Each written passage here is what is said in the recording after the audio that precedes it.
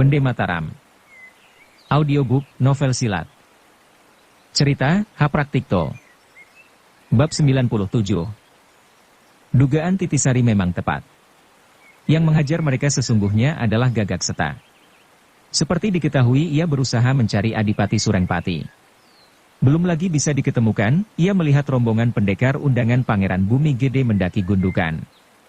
Teringat akan keadaan Sangaji, segera ia berbalik. Dan begitu melihat perginya ke Bobangah, terus saja ia berniat menggoda dan membuat mereka jeri sendiri. Ia mengenakan topeng dan mencegat mereka di tengah jalan. Tak usah diterangkan lagi, bahwa mereka merupakan mainan empuk bagi pendekar sakti itu. Meskipun jumlahnya banyak bukanlah menjadi soal.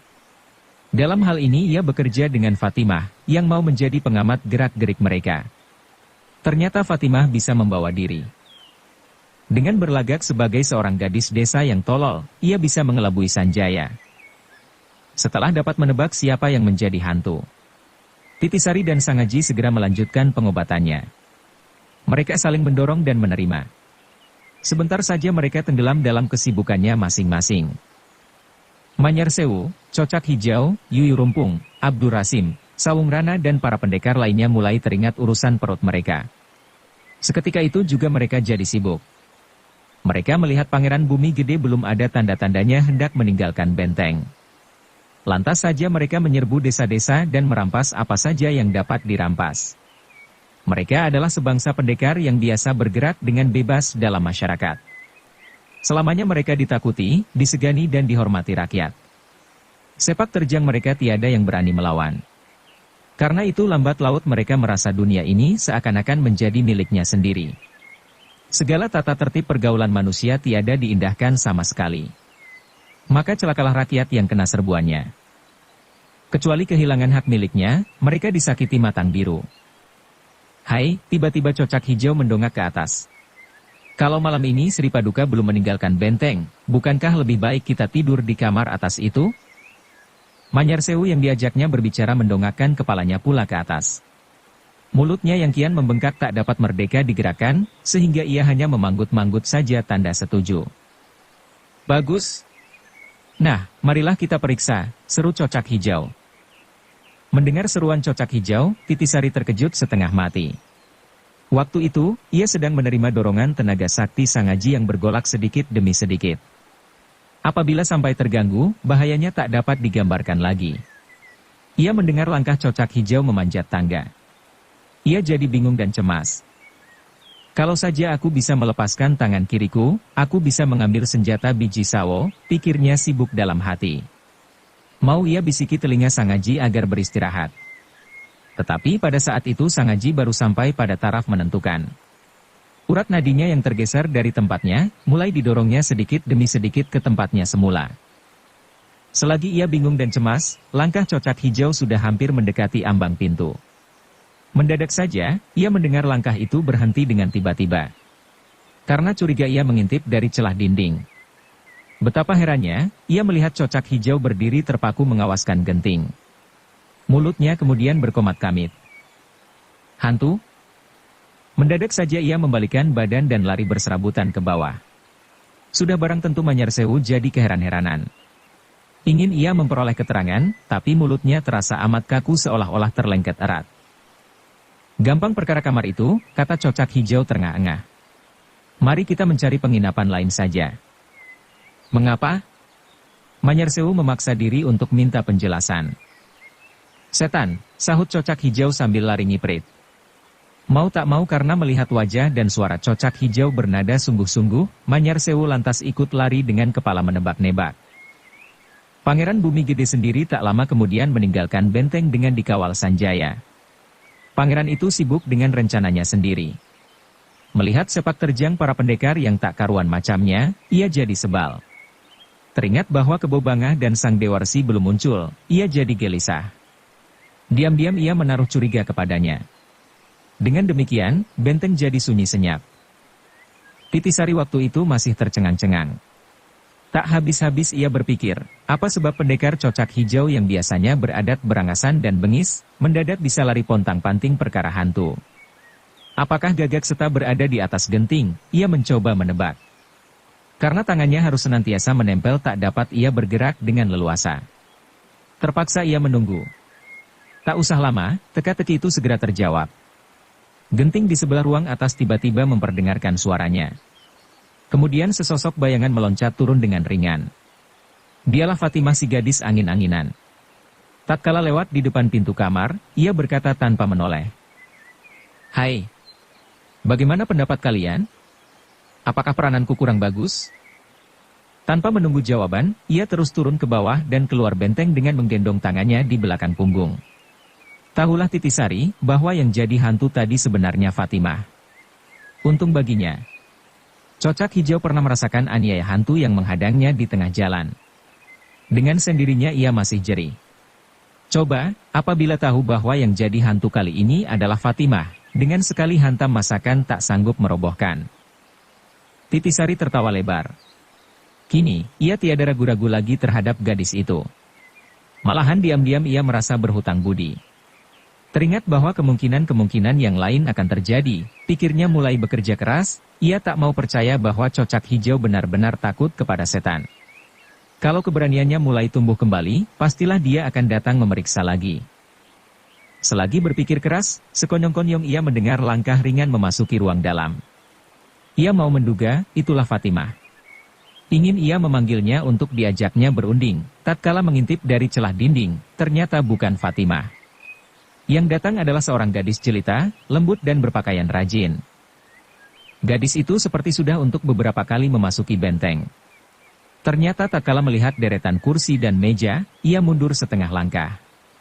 Ia mengembarakan mata, kemudian melepaskan seruannya, "Fatimah, aku datang." Titisari menjadi heran. Apabila dia mata-mati, gadis itu tak asing lagi baginya. Dialah Gusti Ayu Retnaningsih yang dikabarkan sebagai calon istri Pangeran Ontowiryo. Dahulu ia pernah berkenalan di desa Gebang. "Aji," ia berbisik. "Bukankah dia Gusti Ayu Retnaningsih murid pamanmu, Suryaningrat? Mengapa dia datang kemari juga dan agaknya sudah kenal Fatimah?"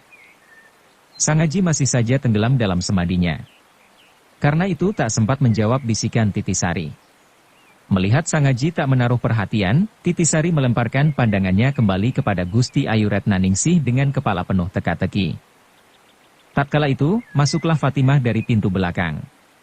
Begitu melihat Gusti Ayu Retnaningsih, lantas saja berlarian kemudian memeluk erat.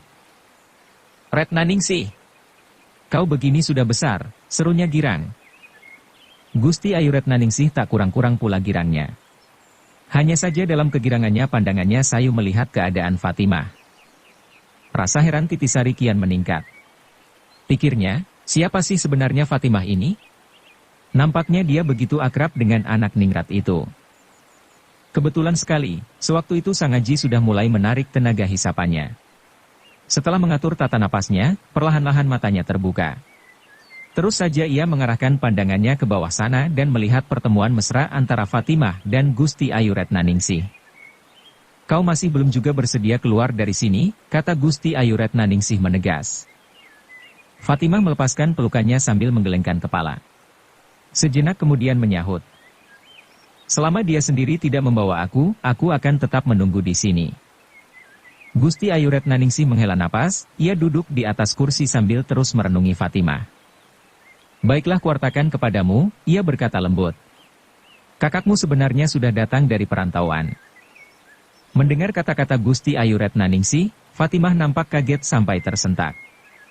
Matanya berkilatan, kemudian maju satu langkah sambil berkata kurang yakin. "Kalau benar-benar sudah datang, mengapa dia belum kemari? Bukankah dia harus meninjau makam ayah bunda?" "Kau tak percaya?" Fatimah menggelengkan kepala. Dan dengan sinar tajam Gusti Ayu Retnaningsih berusaha meyakinkan. "Masakan kau tak mempercayai wartaku ini? Kapan aku pernah berbohong padamu?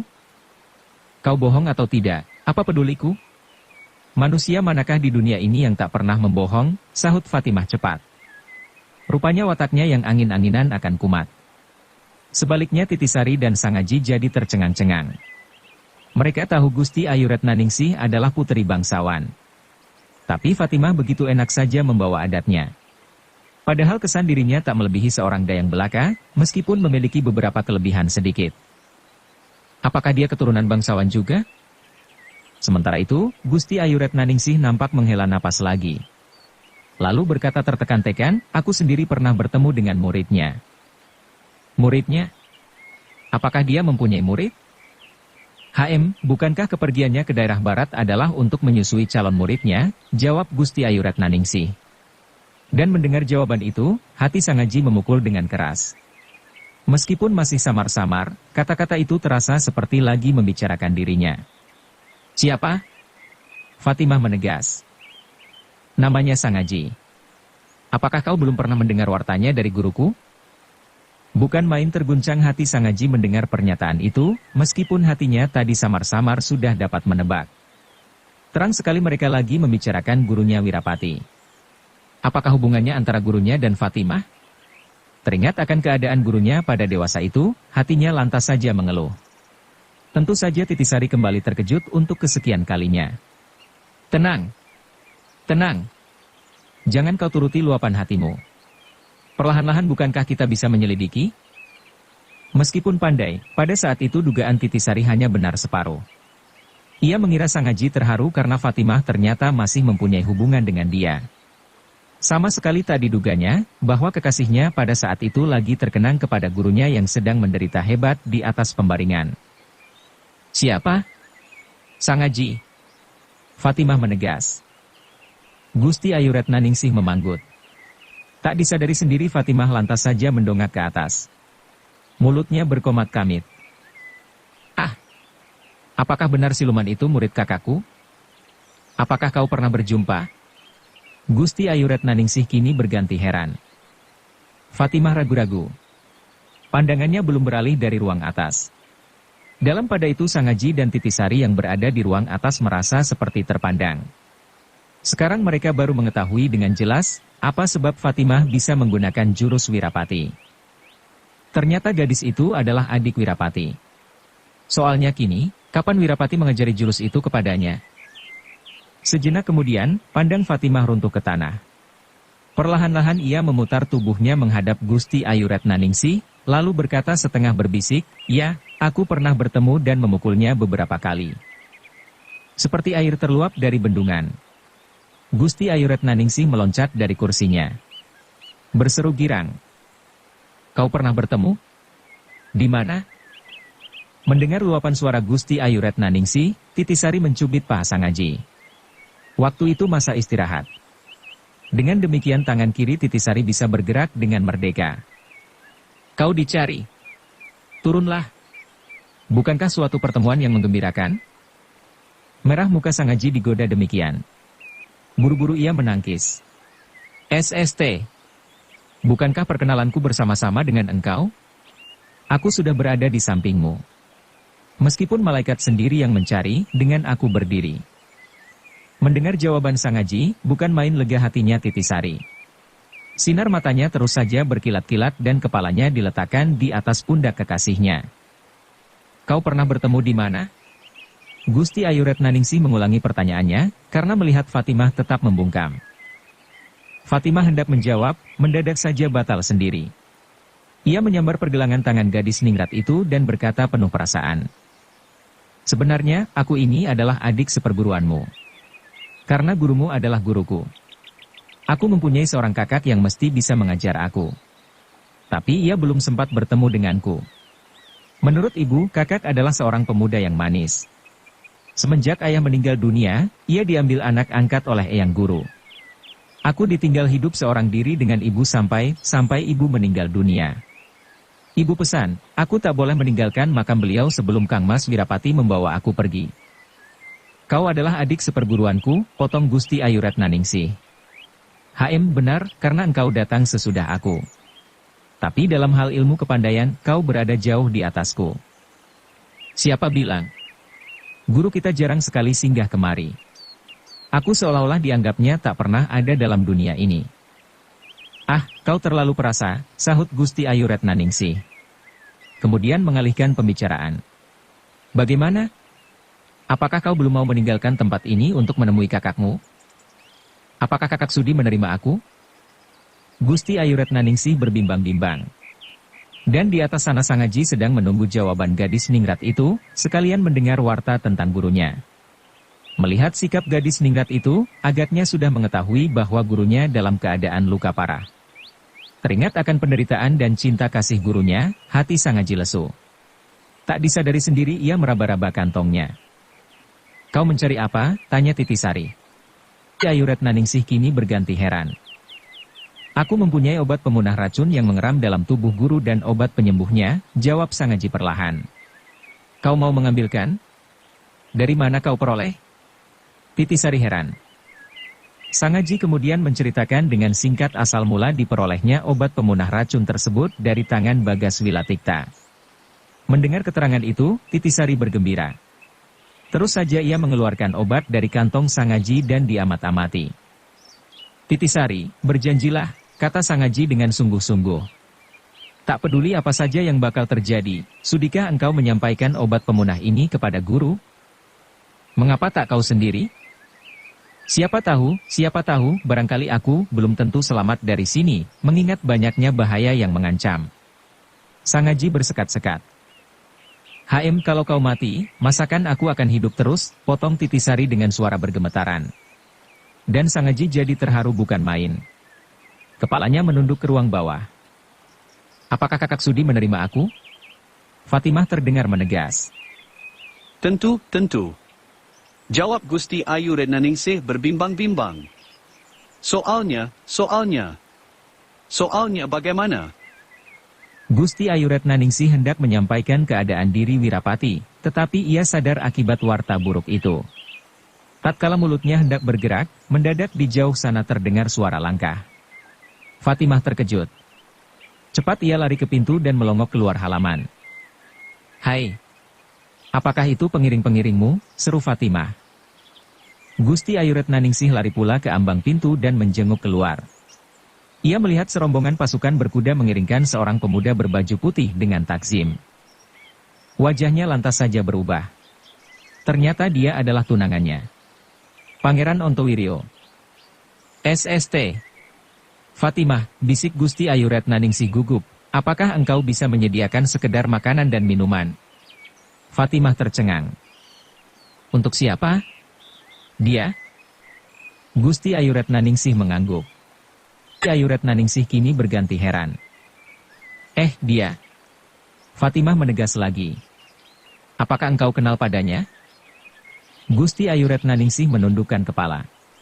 Raut mukanya bersemu dadu. Menyahut tak jelas. "Kalau tiada halangan, dialah bakal iparmu." Mendengar pernyataan Gusti Ayu Retnaningsih, Fatimah terperanjat seperti tersengat lebah. Dasar wataknya angin-anginan, lantas saja ia melompat memeluk tiang. "Bagus," serunya girang. "Aku bakal mempunyai ipar. Hanya saja tak dapat aku menyediakan makanan dan minuman yang layak." Siapa namanya?" "Pangeran Ontowiryo." "Mengapa?" Kembali Fatimah terkejut sampai sejenak terhenyak. Maklumlah, hampir rakyat seluruh wilayah kerajaan tahu akan sepak terjang Pangeran Ontowiryo yang kerap kali memimpin laskar memusnahkan perusuh-perusuh negeri. Namanya termasyhur dan menjadi pujaan penduduk. "Kau benar-benar kejatuhan wahyu," seru Fatimah lagi. Kemudian lari ke ruang belakang dengan sekencang-kencangnya sambil berkata, "Biarlah ku carikan dulu air kali dan batu-batu." "Batu-batu? Untuk apa?" Gusti Ayu Retnaningsih minta penjelasan. "Biar dia belajar menggerogoti batu-batu," jawab Fatimah. Meskipun ada hubungan keluarga perguruan, agaknya Gusti Ayu Retnaningsih belum kenal watak Fatimah yang angin-anginan. Itulah sebabnya, begitu mendengar jawaban Fatimah, ia berdiri tegak terlongong-longong dengan kepala menebak-nebak. Sebaliknya Titisari dan Sangaji yang berada di ruang atas, mau tak mau tersenyum geli menyaksikan adegan itu. "Gadis itu benar-benar gendeng," gerutu Titisari perlahan. Dalam pada itu, Gusti Ayu Retnaningsih mulai sibuk memperbaiki letak pakaiannya. Kemudian berjalan ke ambang pintu hendak menyongsong kedatangan kekasihnya. Tapi ternyata Pangeran Ontowiryo tak jadi memasuki halaman benteng. Ia hanya duduk tegak di atas kudanya dengan mengamat-amati benteng. Sebagai seorang prajurit, benteng itu menarik perhatiannya. Pengiring-pengiringnya menjajari dengan penuh waspada dan nampak mengadakan pembicaraan. Beberapa waktu kemudian Pangeran Ontowiryo memutar kudanya. Dan dengan suatu isyarat tangan ia memerintahkan sekalian pengiringnya meninggalkan benteng, menuju barat laut. Melihat Pangeran Ontowiryo meninggalkan benteng, Gusti Ayu Retnaningsih jadi kecewa. Mau ia berteriak memanggilnya, tapi segera mengurungkan. Martabatnya sebagai putri bangsawan tidak mengizinkan berbuat demikian di tengah alam terbuka. Maka dengan laju ia menghampiri meja dan menghempaskan diri di atas kursinya. Lalu berdiam diri dengan pandang bermenung-menung. Selagi ia bermenung-menung, mendadak terdengar suara langkah mendekati ambang pintu. Dan muncullah seorang pemuda berperawakan ramping yang berdiri terkejut begitu melihat Gusti Ayu Retnaningsih. "Ah, maaf," katanya gugup, "apakah aku salah masuk?" Gusti Ayu Retnaningsih tak kurang-kurang kagetnya. Tatkala mendengar langkah kaki, ia mengharap kedatangan Pangeran Ontowiryo. Siapa tahu dia berubah pikiran dan datang melihat-lihat benteng. Di luar dugaan ia melihat seorang pemuda yang sama sekali asing baginya. Meskipun ia termasuk seorang putri ningrat yang pernah berguru di luar istana dan mempunyai pergaulan agak luas, namun betapapun juga ia belum mempunyai pengucapan hati sebebas Fatimah atau gadis-gadis dari kalangan rakyat. Itulah sebabnya, tiba-tiba saja ia menjadi kemalu-maluan seolah-olah terbongkarlah rahasia hatinya. Dengan gugup pula menyahut sulit. "Tuh, Tuan mencari siapa?" Pemuda berperawakan ramping itu, masih saja berdiri tegak seakan-akan kehilangan daya ingatan. Tak lama kemudian ia nampak berbimbang-bimbang. "Sebenarnya, hendak aku berteduh. Di mana-mana terjadi pertempuran. Penduduk mengungsi sampai dusun-dusun jadi sepi. Apakah Nona juga berteduh di sini?" "Tidak. Tidak," pemuda itu tercengang. "Kalau tidak, apakah benteng ini milik keluarga Nona?" "Tidak." Memperoleh jawaban tidak dua kali, pemuda itu benar-benar heran. Dilayangkan matanya dan ia melihat beberapa deret kursi yang teratur berjajar menghadap meja panjang. Mendadak saja suatu ingatan menusuk benaknya, lalu minta keterangan. "Apakah di sini markas suatu pergerakan?" Belum lagi Gusti Ayu Retnaningsih menjawab pertanyaan itu, Fatimah keluar dengan membawa niru besar penuh minuman. Begitu melihat pemuda ramping itu ia tersenyum manis. Mengira bahwa pemuda itu Pangeran Ontowiryo dengan hormat ia mempersilakan. "Apakah Pangeran tak sudi memasuki pondokanku? Jelek-jelek aku bakal iparmu." Sudah barang tentu, pemuda itu terkejut bercampur heran, ia sudah terkejut sewaktu dipanggil Pangeran, mendadak mendengar pula istilah ipar. Yang kelabakan adalah Gusti Ayu Retnaningsih. Mau ia memberi keterangan, tapi Fatimah sudah mengambil tindakan. Begitu habis meletakkan nirunya, terus saja ia melompat dan menarik tangan pemuda itu memasuki ruangan dalam. "Duduklah. Masakan malu-malu segala," katanya. Pemuda ramping itu didorongnya duduk dan jatuh terhenyak di atas kursi dengan pandang terlongong-longong. "Aku bukan pangeran," ia mencoba memberi penjelasan. "Kau boleh mengaku apa saja. Masakan aku bisa kau kecoh," bantah Fatimah dan terus menyodorkan minuman dan sepiring ketela Jawa. "Kau makanlah. Sekali-sekali kau belajar menggerogoti batu." Sekarang jelaslah bagi Gusti Ayu Retnaningsih, apa yang dimaksudkan menggerogoti batu-batu. Itulah ketela Jawa yang bentuknya seperti batu. Dasar pemuda itu lapar, maka tawaran itu merupakan suatu karunia baginya. Tanpa ragu-ragu ia menyambar ketela itu. Fatimah lantas saja mengerling genit kepada Gusti Ayu Retnaningsih sambil berkata, "Nah, kau temani kekasihmu. Bukankah di sini lebih bebas daripada dalam istana?" Sehabis berkata demikian, Fatimah lari ke dapur dengan sekencang-kencangnya. Hatinya girang bukan main, seperti kanak-kanak menemukan suatu permainan. Yang merasa runyam adalah Gusti Ayu Retnaningsih. Wajahnya merah padam karena malu dan bingung.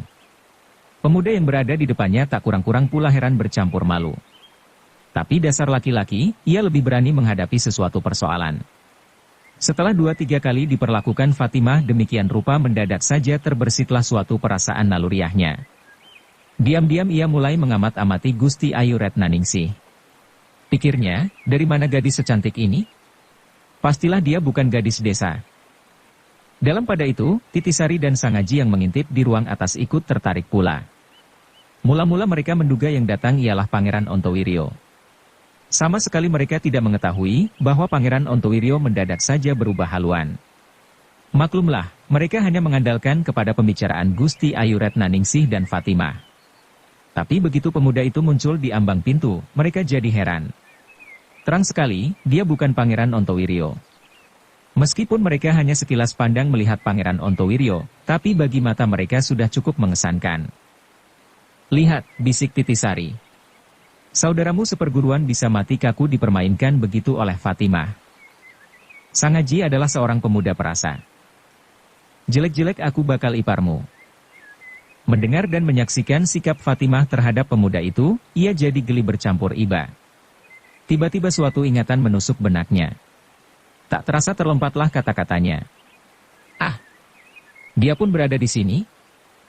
Siapa?" Titisari heran. "Itulah Suropati murid Ki Hajar Karangpandan," sahut Sang Haji cepat.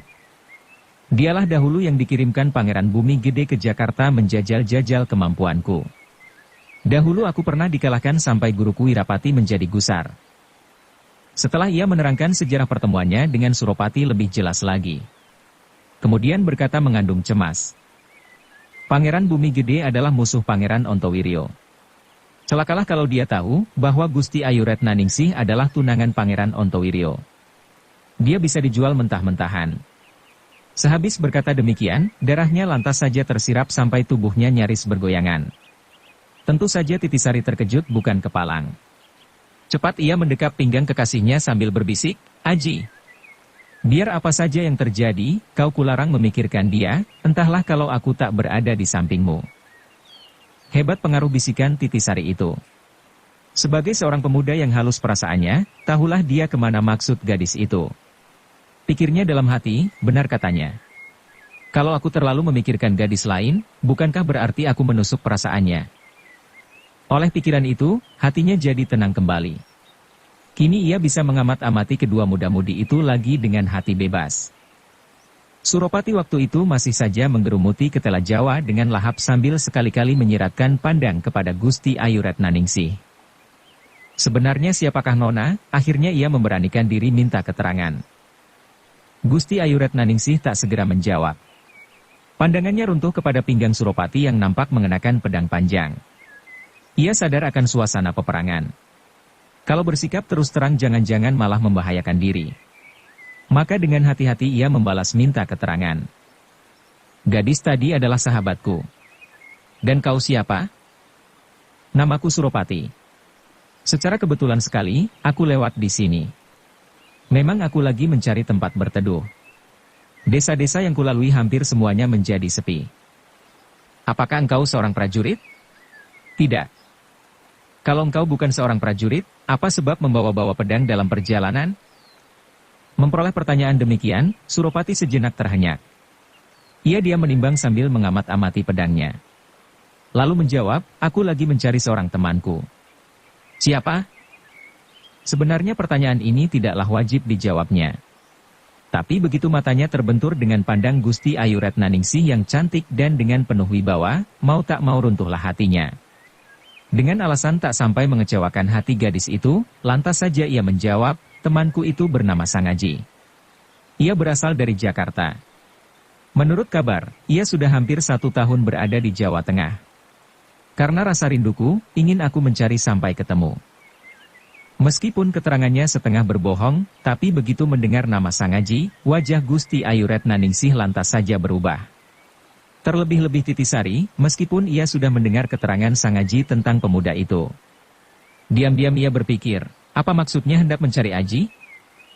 Dalam pada itu Suropati begitu melihat perubahan wajah Gusti Ayu Retnaningsih, terus saja meletakkan ketelanya. Kemudian menegas, apakah Nona pernah bertemu dengan dia atau kenal padanya? Gusti Ayu Retnaningsih adalah seorang putri ningrat.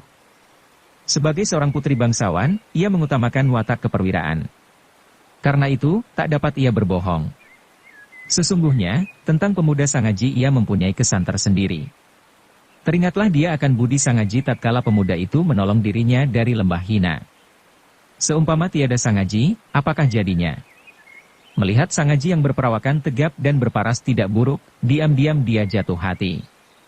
Hanya saja teringat bahwa dia sudah ditunangkan dengan Pangeran Ontowiryo. Tak dapat ia mengizinkan hatinya merana sesuka-sukanya. Meskipun demikian, kenangan itu senantiasa mengganggu benaknya.